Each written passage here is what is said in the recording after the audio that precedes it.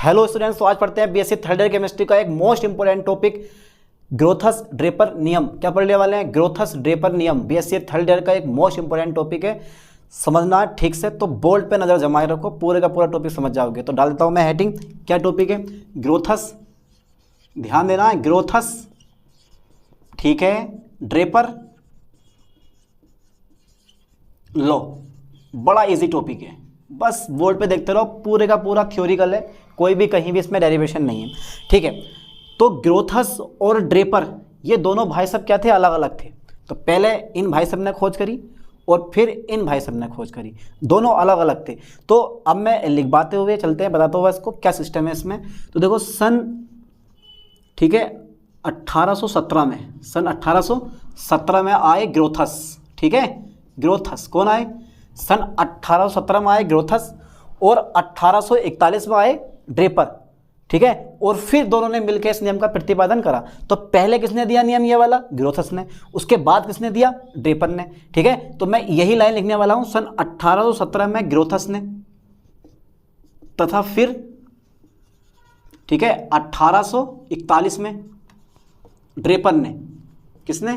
Draper ने। कभी समझो कि दोनों साइंटिस्ट एक हैं, अलग अलग हैं, ग्रोथस अलग है और ड्रेपर क्या है? अलग है। देख लो, अभी सन 1817 में ग्रोथस ने तथा फिर 1841 में ड्रेपर ने, ठीक है। सैद्धांतिक आधार पर, समझते हो ना, सैद्धांतिक आधार, ठीक है, केवल थ्योरी के आधार पर, सैद्धांतिक आधार पर, ठीक है, सैद्धांतिक आधार पर, ठीक है, इस नियम का प्रतिपादन किया। लो साहब, इस नियम का प्रतिपादन किया, ठीक है भाई, इस नियम का प्रतिपादन किया, ठीक है, ठीक है। अब ये बता दो, देखो होता क्या है, प्रकाश रसायन का प्रथम नियम होता है। ये क्या है? ये प्रकाश रसायन का प्रथम नियम है, यानी कि फोटोकेमिस्ट्री का फर्स्ट लॉ होता है। कौन? ग्रोथस ड्रेपर लॉ। तो मैं लिखने वाला हूं, ये क्या है? ये है प्रकाश रसायन का, यानी कि फोटोकेमिस्ट्री का, फोटोकेमिस्ट्री का, ध्यान देना है, फोटोकेमिस्ट्री का क्या है? फोटोकेमिस्ट्री का प्रथम नियम है। फोटोकेमिस्ट्री का कौन सा नियम है बेटे? प्रथम नियम होता है, यानी कि फर्स्ट नियम होता है, प्रथम नियम होता है, ठीक है यार, प्रथम नियम होता। अब इस नियम के अनुसार, इस नियम के अनुसार, ठीक है, थोड़ा सा मैं बेसिकली समझाता हूं। अब अपनी जो कथा थी वो पूरी हो गई, अब इस जो मेन नियम है वो अब आता। अब देखो मैं तुम्हें थोड़ा समझाऊं, जैसे कि देखो मैं एक मीडियम हूं। अब मेरे पास जो, मेरे पर प्रकाश जब आएगा, जैसे मैं धूप में खड़ा हूँ, तो जब प्रकाश मेरे पास पड़ेगा, मेरे ऊपर पड़ेगा, तो वो होगा आपतित प्रकाश। अब जितना प्रकाश मैं अवशोषित करूँगा, गर्म हो जाऊँगा उस प्रकाश से, वो होगा तुम्हारे पास अवशोषित होने वाला प्रकाश।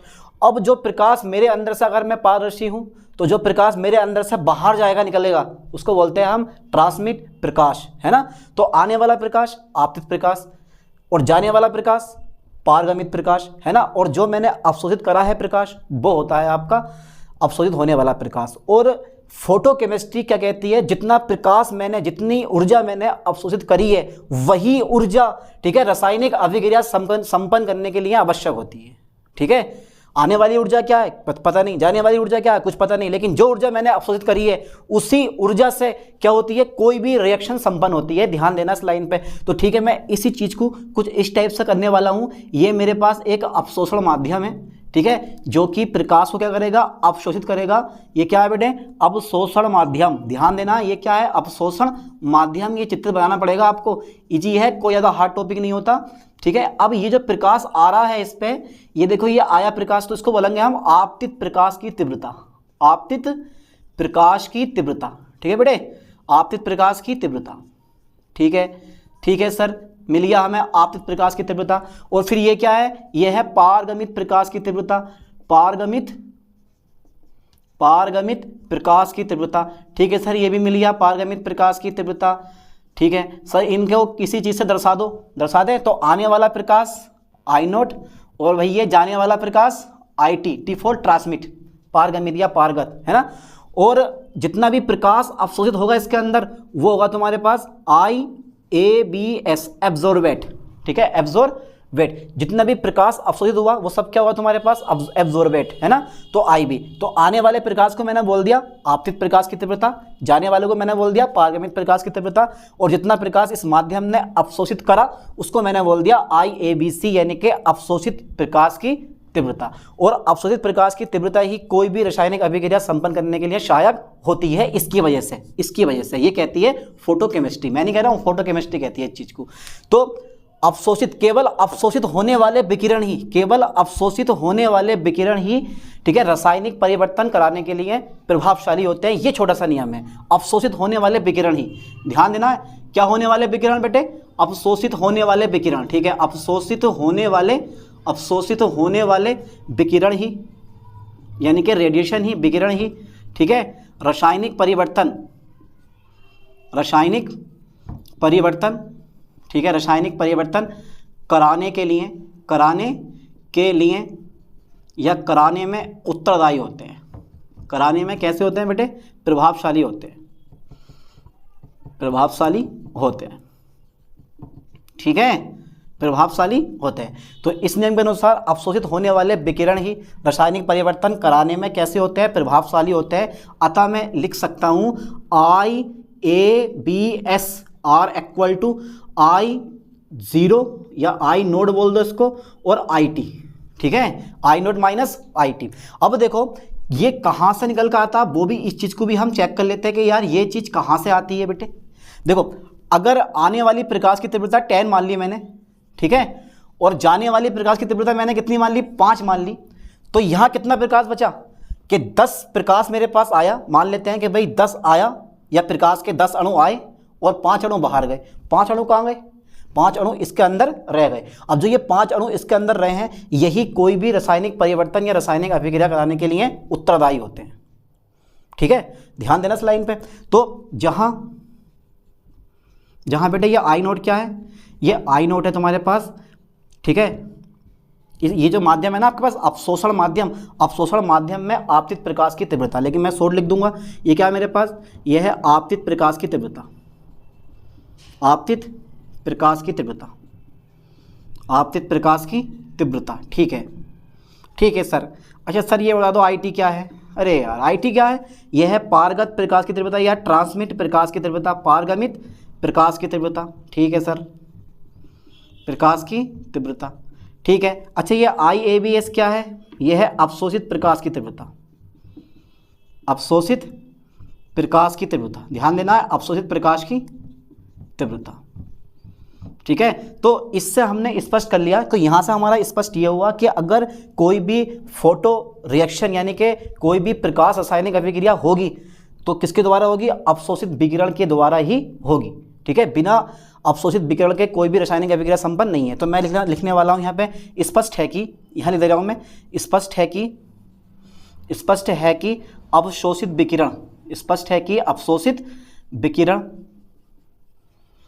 द्वारा ही, अवशोषित विकिरण ही, ठीक है, या अवशोषित होने वाले विकिरण ही रासायनिक अभिक्रिया या रासायनिक परिवर्तन बोल दो या रासायनिक अभिक्रिया बोल दो, रासायनिक अभिक्रिया कराने के लिए आवश्यक होते हैं या कराने के लिए उत्तरदायी होते हैं, ठीक है, उत्तरदायी होते हैं। ध्यान देना है, उत्तरदायी होते हैं। अब बात ये आती है कि जो अवशोषित विकिरण होते हैं इसके कुछ प्रभाव होते हैं। तो अवशोषित विकिरण के निम्नलिखित प्रभाव होते हैं, ये मैं तुम्हें लिखवाने वाला हूँ, ठीक है। तो यहाँ तक का स्क्रीनशॉट लें, इसके बाद देखते हैं।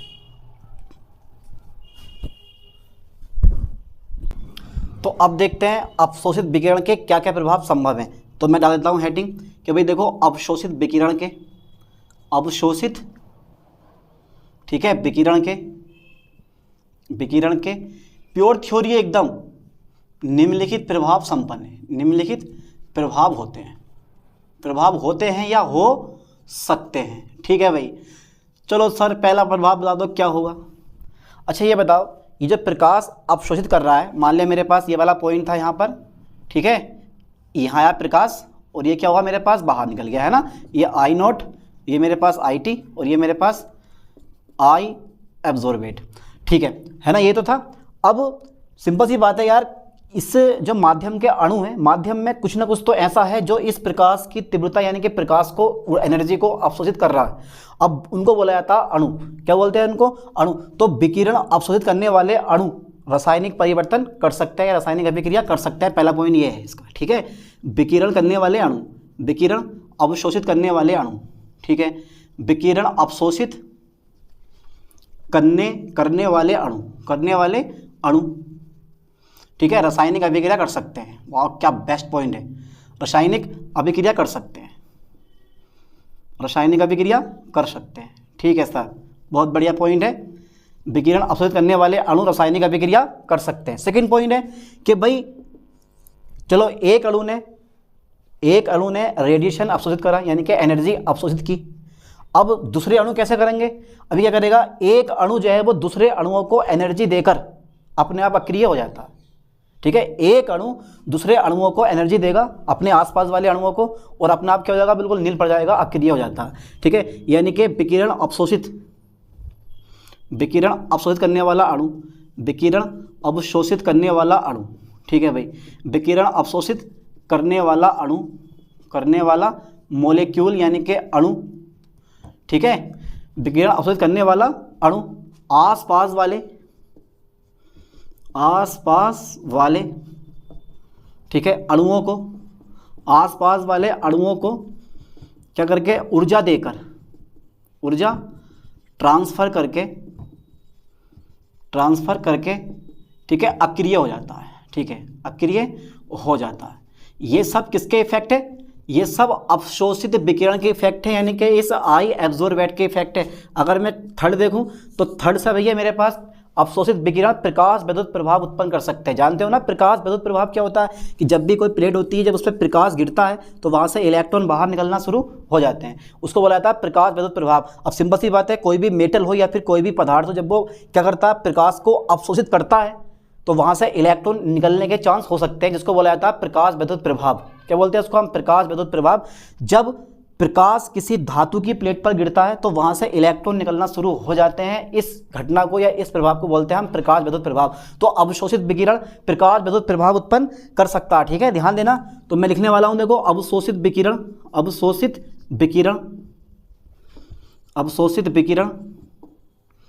प्रकाश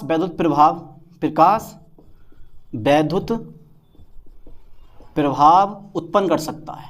ठीक है, उत्पन्न कर सकता है। ठीक है भाई, उत्पन्न कर सकता है। अच्छा, फोर्थ पॉइंट बता दो सर। फोर्थ पॉइंट इसका ये होता है कि अवशोषित विकिरण प्रतिदीप्ति या स्फुरदीप्ति उत्पन्न कर सकता है। ठीक है, यानी कि अवशोषित विकिरण ध्यान देना है, अवशोषित विकिरण प्रतिदीप्ति या स्फुरदीप्ति उत्पन्न कर सकता है। ठीक है, लास्ट पॉइंट एक और होता है, और लास्ट पॉइंट ये होता है कि जो भाई अवशोषित विकिरण होता है, एनर्जी होती है, वो अणुओं की गतिज ऊर्जा भी बढ़ा सकती है। ठीक है, यानी कि अवशोषित विकिरण, कौन सा विकिरण बेटे? अवशोषित विकिरण अणुओं की गतिज ऊर्जा में, अणुओं की गतिज ऊर्जा में वृद्धि कर सकती है, वृद्धि कर सकता है। ठीक है, अब लास्ट में मैं एक पॉइंट ये कहूँगा कि भाई ये रासायनिक परिवर्तन के लिए ये जरूरी नहीं, रासायनिक परिवर्तन के लिए ये जरूरी नहीं है कि यार प्रकाश हो। ठीक है, क्योंकि बहुत सारी रिएक्शन क्या होती है, बिना प्रकाश के भी होती है, तो ये आवश्यक नहीं है। तो इन सारे पॉइंट से ये स्पष्ट होता है कि ये आवश्यक बिल्कुल नहीं है कि, ठीक है, अवशोषित विकिरण द्वारा ही रासायनिक अभिक्रिया संपन्न होती है। ठीक है, अपने आप भी हो सकती है, जरूरी नहीं कि भाई अवशोषित विकिरण डालो, प्रकाश डालो तभी रिएक्शन संपन्न होगी। बहुत सारी रिएक्शन ऐसी होती हैं जो बिना प्रकाश के या फिर बिना किसी चीज़ के भी हो जाती हैं, है ना। तो मैं यहाँ पे लिख दे रहा हूँ, स्पष्ट है कि, लास्ट पॉइंट में लिख दे रहा हूँ कि स्पष्ट है कि यह आवश्यक नहीं है, यह आवश्यक नहीं है कि अवशोषित विकिरण द्वारा ही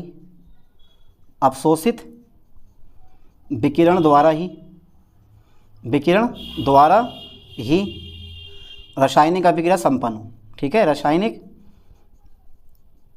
अभिक्रिया संपन्न हो। क्यों नहीं हो? क्योंकि यह नियम अवशोषित विकिरण की मात्रा, अवशोषित विकिरण की मात्रा तथा क्रिया करने वाले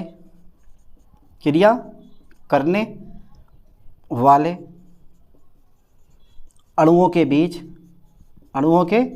बीच संबंध की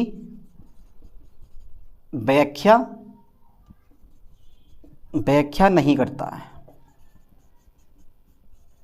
ठीक है, ये मेरे पास पूरे का पूरा, ठीक है, ग्रोथर्स ड्रेपर लॉ यानी कि ग्रोथर्स एंड ड्रेपर नियम हो गया। ठीक है, ये नियम किसके संबंध में दिया? फोटोकेमिस्ट्री के संबंध में दिया। ठीक है, फॉर्मूला एक रट्टा मान लो ठीक से, IBS यानी कि आई एब्जॉर्बेट यानी कि अवशोषित, किसी अवशोषण माध्यम द्वारा अवशोषित होने वाली प्रकाश की मात्रा या प्रकाश की तीव्रता, R = I0 माइनस के IT। I0 क्या था? आपतित प्रकाश की तीव्रता यानी कि अवशोषण माध्यम पे आपतित प्रकाश की तीव्रता, और IT क्या था आपके पास? ट्रांसमिट होने वाले यानी कि अवशोषण माध्यम से ट्रांसमिट होने वाले प्रकाश की तीव्रता।